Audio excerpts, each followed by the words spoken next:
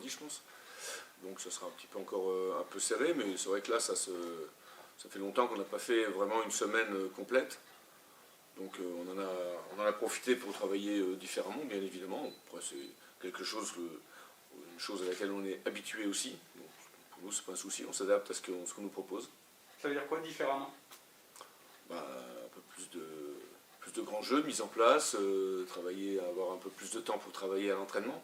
Parce que quand tu joues tout le temps, tu vas quand même tu vas au plus pressé. Et quand tu joues le samedi, que tu rejoues le mardi, globalement entre le dimanche et le lundi, tu n'as même pas le temps presque de remettre Enfin, dimanche, lundi entraînement, tu n'as presque pas le temps de remettre les joueurs qui ont joué le samedi sur le terrain. Enfin, je veux dire, dans les formes jouées, avec des duels, des contacts, des choses comme ça. Il faut être quand même très, très, très prudent. Ça nous a plutôt bien réussi, on a plutôt bien géré cette situation. Donc maintenant, on retombe dans quelque chose avec des journées normales quasiment de 5 jours d'entraînement, pendant lesquelles on a plus le temps de mettre des choses en place. Est-ce que parce que là, ça va continuer comme ça quasiment jusqu'à la fin de la saison avec un rythme moins soutenu, on voit bien que la manière dont tout le collectif est concerné, l'état d'esprit, c'est vraiment un socle important des résultats qu'il y a eu cette saison. Est-ce que vous craignez quelque part que forcément s'il y a moins de rotation, moins de joueurs utilisés, que est-ce que vous pensez que ça peut être un risque qui vous guette? C'est toujours l'objectif de mobiliser un maximum de monde. À partir du moment où tu as un effectif, l'objectif c'est de laisser le moins de gens sur le bord de la route. Bon, après, c'est pas toujours possible non plus, on joue jamais qu'à 11 et on n'est jamais que 18 dans le groupe, donc forcément il y a tout le temps des déçus, c'est quelque chose qui est habituel. C'est vrai que depuis 3 mois quasiment, on a plutôt utilisé une grande partie de notre effectif, que tout le monde a quand même, quasiment tout le monde a eu la possibilité de jouer. Maintenant, on va peut-être plus aller, ce que je leur ai dit aussi lundi, vers des performances individuelles pour déjà trouver les gens qui sont en forme au cours de la semaine d'entraînement. C'est très important d'avoir un avis un avis éclairé, si on peut, sur les gens qui sont en forme. Des fois, on voit un joueur qui est un peu plus effacé ou qui est moins bien. Bon, donc ça peut poser des questions. Et puis après, ça sera effectivement un peu plus sur la performance individuelle de chaque match. Voilà, sachant qu'on n'a pas envie de se tromper beaucoup, et quand on est dans des rotations nombreuses, on se pose beaucoup moins ce genre de questions. On se dit, lui il va démarrer là, je pense que le prochain match, ça va être lui qui va jouer, etc. Donc on est déjà peut-être sur deux, voire parfois un peu 3 matchs, même si bien sûr on se concentre sur le match qui arrive. Donc, c'est vrai que ça peut se tendre un petit peu plus, mais on est plutôt dans la normalité d'un championnat de Ligue 2 aujourd'hui, que ce qu'on a pu faire depuis mi-novembre. Même si pour moi j'ai trouvé ça vraiment fortement intéressant. Par contre c'est un rythme qui est très très soutenu. Tu as à peine fini un match que tu es déjà en train de préparer le suivant, qui arrive très très vite. Tu as des anticipations aussi de vidéos à faire, parce que bon, c'est Francis et Arnaud qui s'occupent de ces vidéos-là, donc ça leur prend beaucoup de temps. Ils sont obligés de travailler quasiment sur M+2 ou J+2 pour pas être pris de court, quoi, parce que quand tu as 48 heures pour travailler entre les matchs, mis à part si tu aimes travailler la nuit, le reste c'est chaud. Donc bon, voilà. Donc maintenant ça nous laisse un petit peu plus de temps pour tout ça. Je dis pas que c'est mieux, hein. Je dis que c'est un autre rythme, que c'est bien aussi de connaître autre chose. On a passé 25 journées, est-ce que les entraînements permettent encore de faire progresser l'équipe? On a quoi, tu dis, pardon? Passer 25 journées aujourd'hui, est-ce que l'équipe peut continuer à progresser? Toujours. L'objectif de l'entraînement aujourd'hui, c'est de garder les gens en forme. Déjà sur la partie athlétique, on arrive sur les 3 derniers mois de championnat. On a passé effectivement 2 tiers du championnat déjà. Donc l'objectif c'est ça. Je dirais la manière de jouer ensemble, j'arrive pas, les connivences, elles sont à peu près affichées, même si ça peut bouger quand même, voilà. Mais globalement, l'entraînement sert toujours à peaufiner ce genre de choses, et puis surtout à déceler, pour moi, comme je le disais tout à l'heure, les gens qui sont les plus en forme, à chaque poste. Ça, c'est un bon message pour l'émulation. D'ailleurs, les joueurs savent aussi que s'ils font une bonne semaine d'entraînement, ça peut payer. Disons qu'on a toujours plus de chances de jouer si on fait une bonne semaine d'entraînement et si on est performant en championnat. Enfin, le jour du match, c'est mieux. Ça veut dire qu'il n'y a pas de notion d'équipe type, vraiment alors qu'on a l'impression qu'ils s'en dégagent une, quand même. Obligatoirement. Sur 7-8 postes, globalement, c'est quand même à peu près toujours les mêmes qui jouent. Quand tu sors d'un enchaînement de matchs, à un moment donné, quand tu remets ton équipe, voilà, ça va être un petit peu ce qui s'est dégagé, le courant qui s'est dégagé sur les 6 premiers mois de saison, c'est une évidence. Après, il y a quelques postes quand même où ça peut quand même pas mal tourner. Et puis, moi, sur la partie offensive surtout, c'est surtout celle-là qui bouge beaucoup parce qu'on a toujours besoin de fraîcheur, on a toujours besoin de gens qui font des efforts, qui font des différences. Voilà, on peut plus faire des différences, on a plus besoin de faire des différences devant que ta charnière centrale de la bouger à chaque match. La charnière centrale a besoin aussi de connivence, hein, beaucoup de complicité. Donc voilà, par exemple, la défense, c'est un domaine qui bouge beaucoup moins quand on joue un match par semaine. Le reste, c'est un peu plus malléable. Est-ce que devant, tu as comme un trio type, entre guillemets, qui se dégage aujourd'hui dans ton esprit? Ou est-ce que c'est vraiment très, très serré entre tous les joueurs? Devant, oui, c'est quand même assez serré parce que il y a quand même des gens qui sont dans des stats à peu près similaires, globalement. Devant, tu prends tes deux attaquants, Achille et Moussa, ils ont marqué le même nombre de buts. Peut-être Achille en a un de plus, je ne sais plus. Willy, Mamad Diallo, Yorick. Bon, voilà, un garçon comme Yorick, on sait que aussi peut faire souvent peser quand même la balance. Il est quand même sous les 6 premiers mois de saison très impliqué dans nos actions offensives et dans l'efficacité. Et encore la semaine dernière, quand on ne marque pas contre Amiens, c'est encore lui qui a les meilleures situations, globalement, voire les meilleures occasions. Donc, bon, à un moment donné, tu te poses quand même moins de questions. Je veux dire, voilà, quand tu as des gens, quand tu as un buteur qui marque des buts, quand tu as quelqu'un qui est efficace dans tes actions offensives, quand même plus tendance à le faire jouer. Ça, c'est clair. Après, sur le poste d'attaquant, Achille et Moussa sont à peu près partagés les matchs et les temps de jeu. Bon, là, Achille n'est pas disponible, donc Moussa va bien sûr démarrer, grande chance de finir le match, contrairement peut-être habituellement.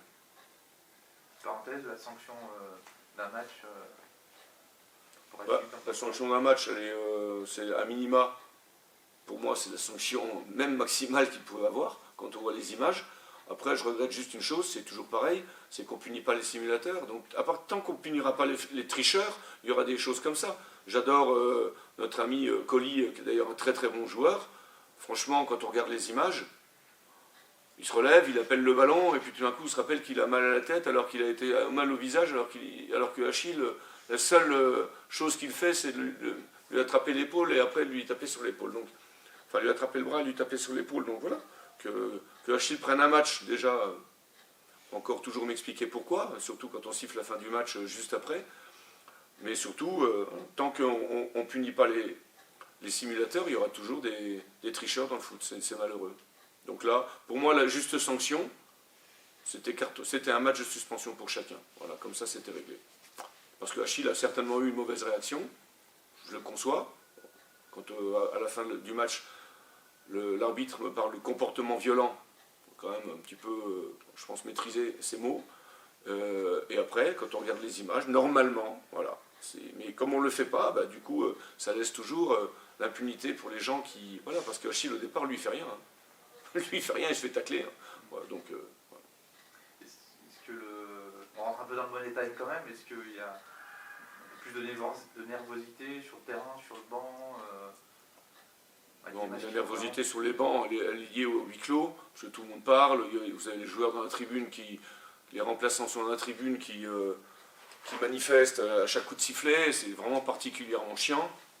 Et c'est vrai que ça crée un climat qui peut être un climat beaucoup plus tendu entre les bancs de touche. Moi, j'ai jamais vu des tensions entre les bancs de touche comme il y a eu cette année. Et franchement, d'habitude, quand il y a du bruit, le banc à côté, tu l'entends pas. Mais là, t'entends chacun qui parle, donc de temps en temps, voilà.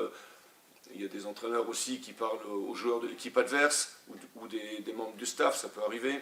Donc ça, c'est particulièrement irritant, c'est vrai. Après, le reste, non, franchement, qu'il y ait un peu de nervosité à ce moment de l'année, je trouve que c'est plutôt bien. C'est plutôt bien. Voilà, ça veut dire que les gens ont envie de s'accrocher, de se battre, de défendre la place qui est la nôtre actuellement. Et puis voilà, c'est tout. on n'a aucune raison, nous, d'être plus énervés qu'on l'était il y a un mois ou il y a 2 mois. On est sur une très bonne période, contrairement à ce que finalement on peut penser ou qu'on nous fait penser. Sur les 5 derniers matchs, de 10 points. 3 victoires, un nul, une défaite. Enfin moi, si on va comme ça jusqu'au bout, je signe tout de suite. Donc on est plutôt dans une période, même si on a fait nul contre Amiens, on n'a encore pas la prétention de pouvoir battre tout le monde, et notamment à domicile, même si on a battu pas mal d'équipes. Il faut se rappeler que cette équipe d'Amiens, elle descend de Ligue 1, et que c'est un collectif solide avec des joueurs de qualité. Voilà, donc il n'y a pas mort d'homme parce qu'on a fait nul. Un nul chez nous, d'ailleurs, ça doit justement nous laisser un éveil quant à nos prestations à domicile. Voilà, qui n'est pas une prestation aboutie contre Amiens. Il aurait fallu qu'on marque sur nos occasions de première mi-temps, qu'on a quand même au moins 2 grosses occasions de brûler au score. Ce qui a été d'ailleurs notre force depuis le début de saison, à domicile en tout cas. Justement, depuis un mois et demi, l'équipe joue un peu moins bien, mais il y a des occasions, il y a des points pris, et puis les adversaires n'avancent pas forcément, les adversaires directs n'avancent pas forcément plus vite. Donc voilà, l'équipe a fait un peu le dos rond, mais finalement s'en sort très bien sur ce début d'année 2021. Depuis la défaite de Toulouse, oui, je trouve que c'est plutôt pas mal. Après, on a joué des grosses équipes. On va à Clermont qui tape tout le monde à domicile. Toulouse qui caracole dans les 2 premières places avec une attaque de feu. Il n'y a pas à rougir d'avoir perdu ces matchs-là. Bon, après, on a battu 3 quand même. On a fait nul contre Auxerre. On est capable aussi, nous, on était capable de renverser le leader à domicile. Après, bon.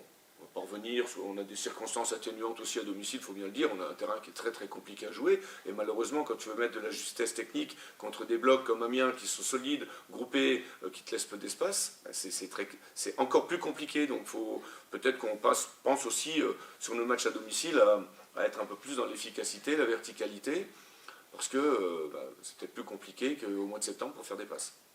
Alors, c'est une petite circonstance atténuante, il ne faut pas qu'on se retranche derrière. Il faut qu'on avance. Je veux dire, c'est pas notre terrain qui doit nous empêcher aussi non plus de gagner des matchs. Justement, vous avancez. Malgré tout ce qu'on dit, voilà, ça...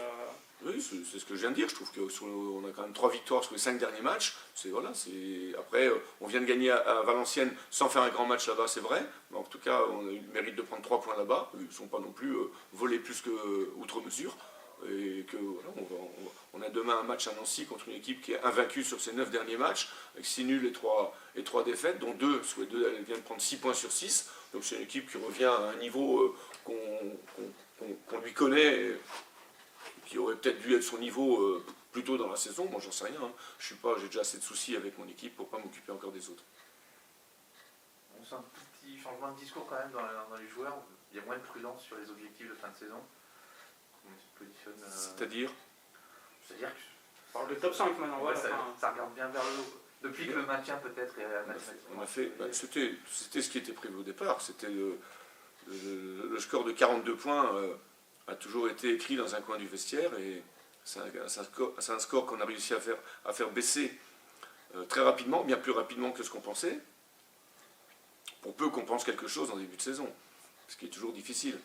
Après, tu l'as dit, on rentre dans un peu le money time, dans les 13 derniers matchs de championnat, on a fait les 2 tiers du championnat, on est 4e, ça serait quand même malvenu de penser à autre chose que le top 5. Je veux dire, à un moment donné, on a envie de conserver notre place, on a envie de la défendre, on a mis des points d'avance sur le 6e du championnat, je ne vois pas pourquoi aujourd'hui on regarderait vers le bas. Notre objectif, c'est de regarder vers le haut, en se concentrant sur le match de Nancy, puis sur le match de Niort, enfin sur les matchs qui vont nous être proposés, en mettant du contenu, puisqu'on voit bien que contre Amiens, dès qu'on est un peu moins bon, on ne gagne pas les matchs, ça c'est une évidence, et qu'on est comme les autres, on n'a pas beaucoup de marge de manœuvre, donc voilà, il faut aller vers la performance collective, performance individuelle, et voilà, comment on pourrait être...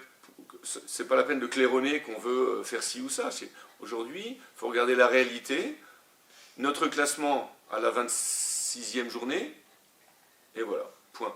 Donc cette place aujourd'hui qu'on a, il faut déjà qu'on la défende. Il faut qu'on regarde si on a la possibilité, et ça peut-être oui, peut-être non, j'en sais rien, d'aller chercher des places plus haut. On voit que quand même, voilà, c'est déjà très très difficile de rester dans les 5 premiers. Bon, on a la chance d'y être aujourd'hui. On n'a pas envie de descendre de là. Tu regardes ton classement, après tu regardes plutôt le classement du 6e ou plutôt le classement du 2e? On regarde notre classement, on va dire, mais moi franchement j'étais sans forfanterie. La semaine dernière, où il y a 15 jours, quand j'ai vu qu'on avait 5, 6 ou peut-être 7 points d'avance sur le 6e, j'ai vraiment été surpris. Parce que tu regardes un petit peu dans ta périphérie proche, où est Troyes aujourd'hui, où est Toulouse aujourd'hui, quels sont leurs rythmes de croisière. Tu vois, une équipe comme Auxerre qui a un petit peu décroché sur les derniers matchs aussi, c'est un peu surprenant aussi. Mais voilà, c'est comme ça, chacun a ses périodes un peu de moins bien, où tu lâches un peu de lest, tu laisses un peu de points, on l'a connu aussi sur le mois de janvier. Et puis on s'est plutôt bien remis, je le redis, puisque 3 victoires sur les 5 derniers matchs, c'est quand même c'est très bien. Et qu'on regarde un petit peu ce qui se passe dans la périphérie de notre équipe. Mais après, le reste, le classement, on le regardera samedi soir, quand on aura fini de jouer. Je veux dire, à un moment donné, ça ne sert à rien de dire si on gagne aujourd'hui, on est ça, si on perd aujourd'hui, on risque de se faire passer. Oui, bah, et alors, une fois que tu as dit ça, tu n'as toujours rien dit, et puis tu n'as toujours pas avancé. Donc pour avancer, il faut des actes. Plutôt que de regarder ce qui peut se passer si on gagne, et ce qui peut se passer si on perd. Voilà, on savait très bien que si on battait Amiens, en tout cas jusqu'au lundi soir, on était 2e du championnat. Bon, c'est pas ça qui nous a fait gagner le match. Nancy, ça reste un match spécial pour toi ou t'as tourné le... Non, Nancy, c'est un match toujours spécial. Nancy pour un Messin, footballeur, c'est une évidence. Mais l'entente entre les deux clubs, elle est très cordiale. C'est comme entre Metz et Strasbourg, mais Nancy, c'est vraiment le derby de la Lorraine, quoi. Bon, c'est deux clubs qui sont à 50 km, c'est un peu Lyon et Saint-Étienne. Alors entre les supporters, bien évidemment, qu'il y a une haine parfois qui est complètement imbécile, avec des comportements qui peuvent être déviants. Je me rappelle quand même quand j'étais entraîneur à Metz en Ligue 1 et qu'on menait 1-0 contre Lyon au mois de septembre, l'histoire du pétard de Lopez, elle est due parce que la semaine d'avant, on avait pris 4-0 à Nancy. Et que là, les gens, c'est une infamie, quoi. Je veux dire, on est rentré de Nancy, on avait les mecs au grillage, il a fallu aller discuter avec, bon voilà. Quand je dis l'imbécilité des gens, c'est quand même, tu as des gens pour te rappeler que tu as perdu 4-0 à Nancy, balance un pétard sur le gardien à Lyon. Quand tu mènes 1-0, résultat, match arrêté, 3 points de perdus, match à rejouer 2 mois après, on a perdu 3-0. Bon, donc là, des comportements qui sont complètement débiles, comme on peut en trouver parfois dans le football, c'est malheureux. Après, voilà, c'est Nancy pour moi, quand j'étais joueur, c'était les gros derbys, c'est surtout ça qu'il faut retenir. C'était des derbys de première division à l'époque, de Ligue 1. Et voilà, c'est à ce niveau-là qu'on a envie de voir les deux équipes, parce qu'on sait que ce sont deux matchs qui sont particuliers, bien évidemment, avec 2 stades pleins, avec des belles ambiances, et toujours beaucoup de respect entre les deux clubs, malgré ce qu'on veut bien dire, et entre les joueurs aussi. Je veux dire, moi j'ai un copain comme Bernard Zégnier, avec qui j'ai joué à Metz, qui a joué à Nancy, qui a fait les deux clubs.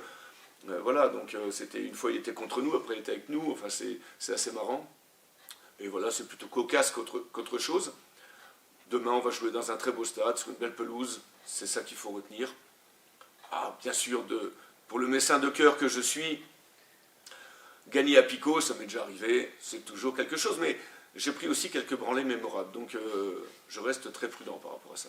Ça ferait aussi plaisir aux Grenoblois, parce qu'il y a une petite rivalité Nancy-Grenoble, au passage. Donc, alors là, par rapport aux supporters, oui, là, je ne sais pas d'où ça vient, et puis bon, moi je ne m'occupe pas trop de ça, mais nous, on a surtout envie de faire plaisir à nos supporters qui ne peuvent pas venir au match, chaque semaine, du moins à chaque match, en les gagnant. Voilà, alors après, si ça peut leur faire encore plus plaisir, si jamais on va s'imposer là-bas, on va jouer aussi, rappelons-le, une équipe qui est en forme.